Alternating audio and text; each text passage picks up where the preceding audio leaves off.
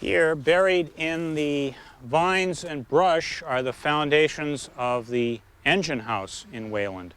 This was a 3-stall wooden engine house built in 1887 and used up until time of World War I, about 1917, by the railroad for storing steam locomotives overnight.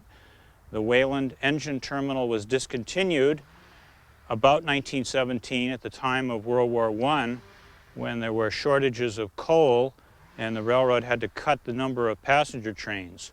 So at that time, Wayland was discontinued as a steam locomotive terminal.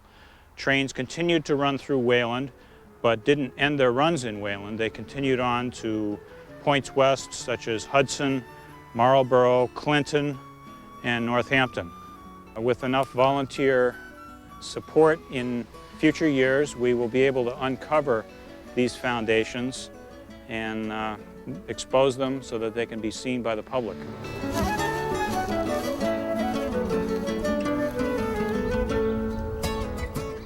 Here we have remnants of a rail rest that was used to store spare rails.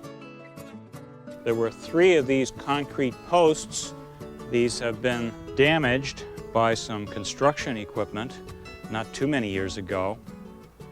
So only one of them is intact, but this is a rail rest or rail rack that was used by the railroad to store spare rails, so that if they discovered a broken rail that needed to be replaced, they would have a spare rail close by. These rail rests were located every couple miles along the railroad so that the track crew would not have to go too far to get a spare rail in the case of a broken rail, so they could replace it. This is the Boston Edison transmission tower that was the original site of the cell tower antenna that would have been built on top of this pole, and an access road would have been built along the tracks from here all the way to Old Sudbury Road, opposite Wayland Depot. And that access road would have taken out the foundations of the railroad water tank, the stone foundations, stone and brick foundations that we saw earlier. Here we have a milepost, a granite milepost. These were located, of course, every mile along the railroad. And to indicate the mileage, Boston, 17 miles. And Northampton, 87 miles.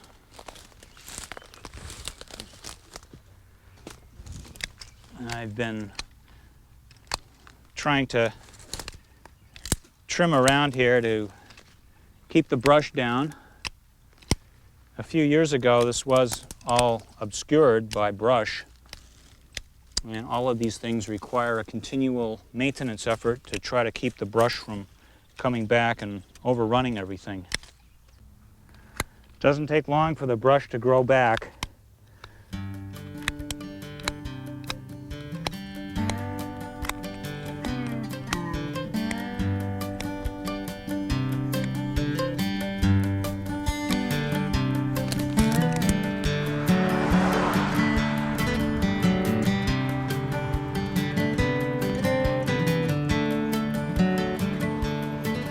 This is the switch for the freight station spur track.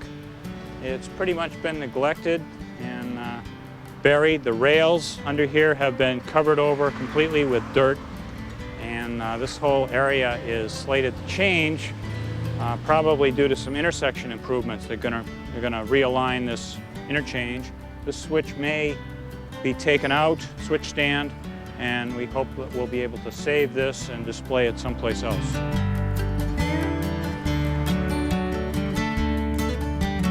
This was the parking lot for the freight house.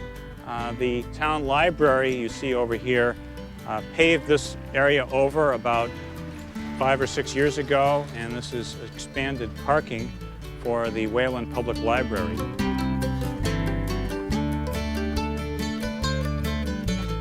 Wayland Freight House was built in 1881, the same year as the passenger depot, It was used to store and receive articles of freight on the railroad.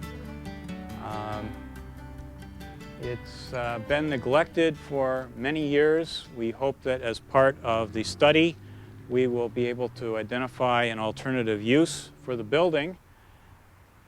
And we would like to fix it up, whether it stays on this location or whether it's moved someplace else, will be looked at as part of the study. The building is currently owned by the town and is used for municipal storage purposes. It's a post and beam building built like an old barn. You can still see a little bit of the green paint here on this door. We believe this building was originally painted green with or kind of a cream color. You can see a little bit of yellow. A little bit of a yellow color here, and there's also some red here and green on the trim. These two doors here were used originally by horse-drawn wagons to come up and pick up items and deliver items of freight to be shipped and received from the railroad. And along here there was an access road that went down to a coal dealer that was located east of the freight house. And there was a coal shed with coal and coke that was delivered and hauled out by horse-drawn wagons to residences in Wayland.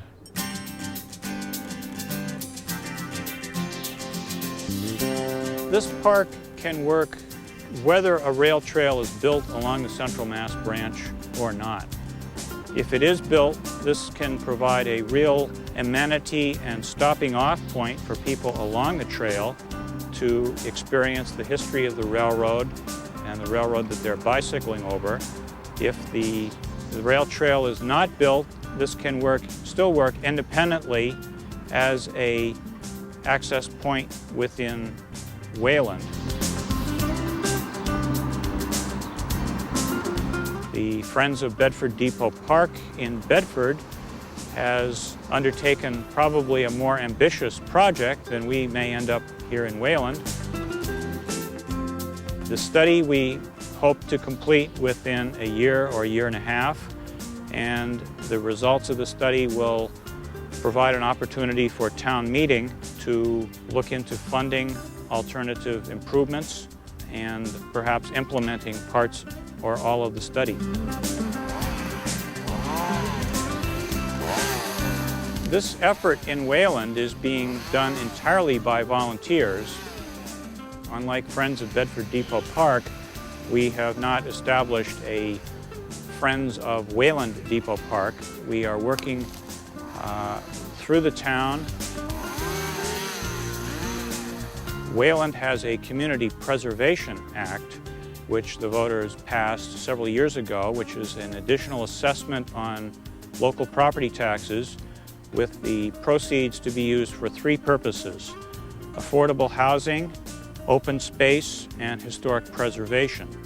This project involving the railroad certainly involves historic preservation and also can provide an opportunity for open space if we create an interpretive park-like setting also.